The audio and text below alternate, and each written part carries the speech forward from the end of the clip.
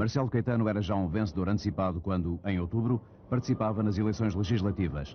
Liderava o único partido candidato, a Ação Nacional Popular. A CDE era o adversário concorrente, mas desistira queixando-se de falta de liberdade e de irregularidades eleitorais. Mas a contestação mantinha-se e crescia. Vinha, por exemplo, da imprensa, onde surgira, entretanto, o Semanário Expresso, um jornal conotado com setores liberais empenhados num alinhamento do regime por modelos europeus. Diferente era a contestação promovida pelos trabalhadores. Mesmo os menos politizados eram um capital de descontentamento porque sentiam o constante agravamento do custo de vida. À subida da inflação, o governo respondia com conversas em família. Boa noite. Vamos hoje conversar acerca do custo da vida. É um assunto que está a preocupar toda a gente e com muita razão. Constitui tema geral de conversas, assunto frequente de artigos de jornais, dá matéria para o teatro da revista e até fornece mote para gazetilhas humorísticas. Mas também alimenta especulação política e a agitação social. Imagine-se se não será também uma preocupação constante de quem governa. Posso dizer mesmo que hoje em dia é uma das grandes preocupações do governo. E tinha boas razões para isso. Os salários não acompanhavam o custo de vida. Uma onda de greves sacudia as zonas mais industrializadas do país, além do protesto estudantil. Quando, em fevereiro de 1974, a polícia assalta a Associação de Estudantes da Faculdade de Medicina, a televisão registra esse momento, na verdade, surpreendente. Inseguro, o regime descobria subversão organizada, onde havia apenas contestação dispersa. Nós recebemos uma denúncia telefónica que havia um pobre despovoado, não é verdade? É claro, a gente hoje tem que admitir essas coisas por todos os lados, não é? E em função disso é que a gente montou rapidamente aqui, deslocou o pessoal rapidamente para aqui e viemos para aqui. Não é? Olha, isto é claro, encontra-se aqui papéis todos como este, olha, andar repressão à resistência, solidariedade com a luta dos estudantes e trabalhadores presos nas cadeias fascistas e outros papéis do género, não é? É claro, isto foi dado conhecimento logo ao seu reitor e ao seu diretor da faculdade, para que são os donos aqui e que estão presentes, não é? E que assistiram a esta coisa. Há aqui material que é praticamente estudo e independentemente ao lado há estes. Nos temos unidos por uma associação de todos os estudantes com fotografias de amotinados, depois temos fotografias da própria associação, etc. Portanto, eles utilizam há pouco a maquinaria, os papéis, as tintas. A luta estudantil radicalizara-se, não só por razões diretamente respeitantes ao ensino, mas sobretudo pela permanente ameaça de mobilização para a guerra. Era aliás aí que o regime jogava o seu futuro. Por isso, toda a realidade nacional passava pelas colónias. A luta intensificava-se em Moçambique e na Guiné-Bissau. As mais críticas missões das patrulhas portuguesas não nos eram reveladas, mas chegavam de vez em quando algumas imagens do estrangeiro. Missões que as Forças Armadas pretendiam preservar da propaganda nacionalista às populações civis. Era uma prática considerada normal em qualquer guerra de guerrilha. A questão estava em saber quais os meios utilizados para atingir aquele fim.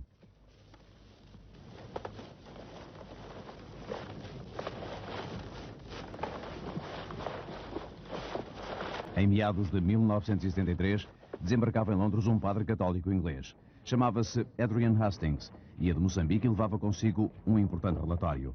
A denúncia de que elementos do exército português teriam praticado massacres sobre populações civis moçambicanas. Segundo Hastings, o maior dos massacres teria ocorrido em Viriamu, aldeia próxima de Tete. Tudo se teria passado conforme o padre contaria nas Nações Unidas. 400 people were murdered. The majority were shot one by one. Some were pushed into huts. The huts were then set on fire or grenades thrown into them. Many of the children were kicked to death, their heads used as footballs. Some were hacked to death. O governo português reduzia as alegações dos padres de Moçambique a meras campanhas movidas pelos inimigos políticos. Por seu lado, Pimentel dos Santos, o governador-geral de Moçambique, procurava dar uma imagem de segurança, remetendo-se à filosofia tradicional do regime em relação às colónias. Governor, can I ask you, how long do you think the Portuguese will stay in Africa? Forever. Talvez Marcelo Caetano estivesse já convencido da verdade quando, pouco depois, desembarcava em Londres. O pretexto era o 6º centenário da Aliança Luso-Britânica, mas o que Marcelo Caetano buscava era o apoio do governo conservador inglês para a sua política colonial. Com o incidente, com a denúncia internacional do regime português, esta viagem tornava-se particularmente embaraçosa para as autoridades britânicas, confrontadas com permanentes manifestações de hostilidade a Marcelo Caetano.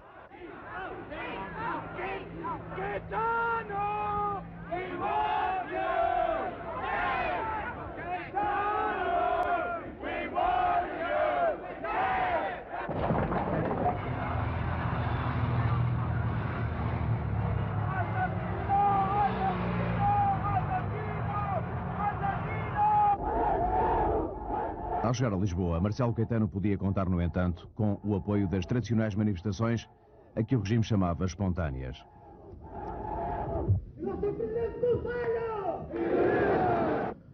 Longe da imaginação de muitos portugueses, informados à medida dos desejos do regime, operava-se um facto histórico.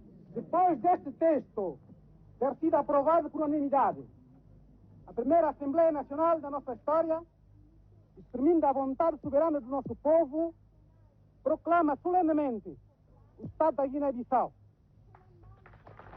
A independência unilateral da Guiné-Bissau foi imediatamente reconhecida por mais de metade do mundo e provava aquilo que o regime nunca admitira: zonas controladas pela guerrilha.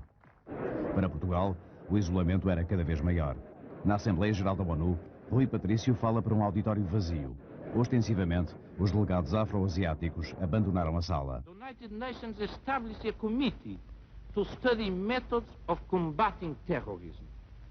But certain parties promptly sought to use this opportunity in a political manner in order to enable them to combat more effectively acts of subversion directed against themselves, while at the same time to continue to foster terrorism whenever advantage could be gained from it.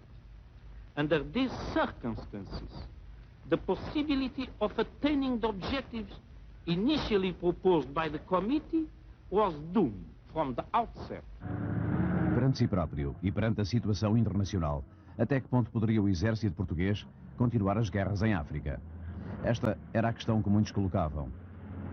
Acontece que um deles era um general que granjeara o seu prestígio precisamente na guerra. No seu livro Portugal e o Futuro, António de Spínola defende que a solução para a guerra é política. 100.000 exemplares espalham esta tese por todo o país. A partir de 22 de fevereiro, data da primeira edição, esgotada em 3 semanas. O impacto de Portugal e o Futuro acelera o movimento dos capitães já em marcha. A 16 de março, nas Caldas da Rainha, um balão de ensaio semeia esperanças e provoca desilusões. Uma coluna sai solitária em direção a Lisboa. É obrigada a recuar, mas o regime não tinha já condições para reagir em força, apesar das aparências. No entusiasmo com que os meios de informação de tantos países seguiram e avolumaram o triste episódio militar,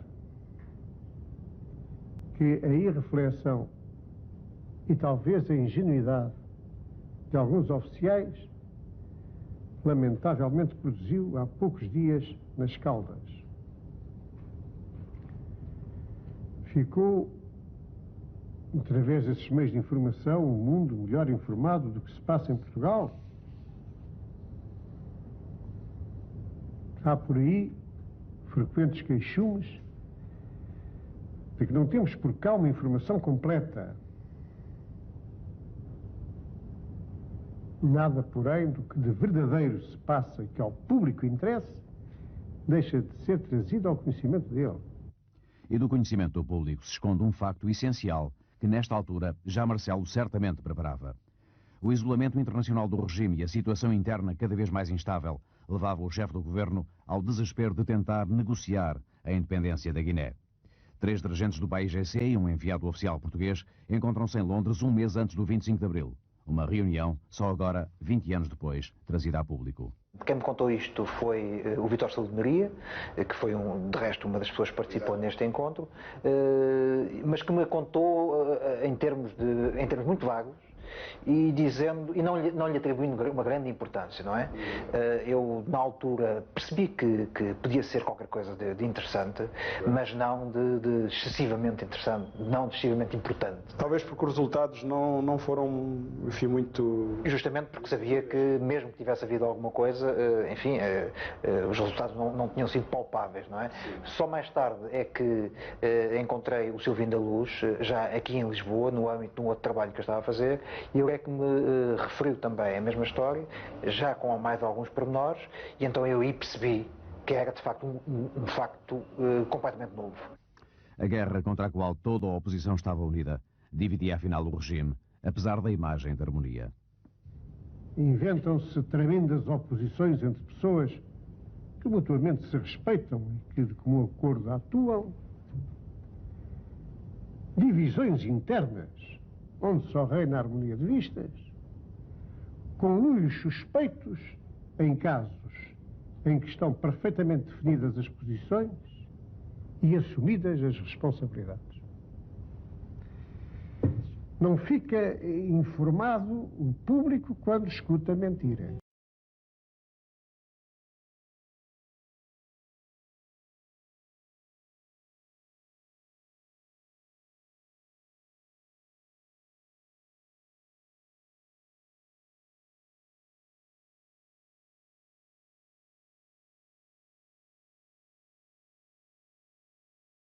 Terra da fraternidade, Grândola, Vila Morena.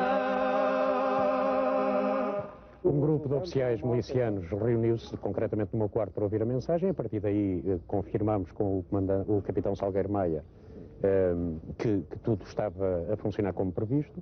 A partir daí reunimos, cada um dos responsáveis, reunimos os pelotões respectivos, os homens da unidade, os soldados, dando-lhes a indicação de que o que se estava a passar, o que se pretendia fazer algo, digamos, oposto àquilo que tinha acontecido. Reação, qual é a primeira reação? A primeira reação, numa unidade em que as pessoas se sentiam humilhadas na própria cidade de Santarém, por terem, no 16 de março, tomado uma posição aparentemente contra os golpistas, se assim podemos dizer, naturalmente foi de grande alegria e as pessoas sentiam agora é que é.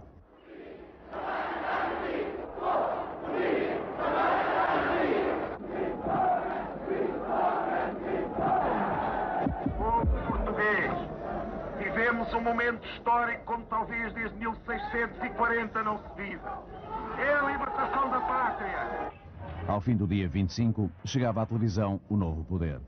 Constituídos em junta de salvação, 7 oficiais superiores apareciam diante da expectativa nacional como os primeiros heróis do movimento das Forças Armadas. Este é o momento em que lhes posso apresentar, presentes que estão aqui no Estúdio A da Rádio e Televisão Portuguesa, os elementos da Junta de Salvação Nacional. Vai falar-lhes o general António de Spínola.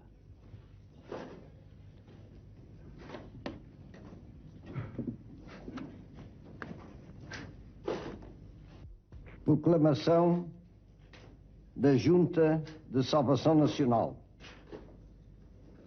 Em obediência ao mandato que acaba de ser confiado pelas Forças Armadas, após o triunfo do movimento em boa hora levado a cabo pela sobrevivência nacional e pelo bem-estar do povo português, a Junta de Salvação Nacional a que presido, constituída por imperativo de assegurar a ordem e de dirigir o país para a definição e consecução de verdadeiros objetivos nacionais, assume perante o mesmo o compromisso de garantir a sobrevivência da nação como pátria soberana no seu todo pluricontinental.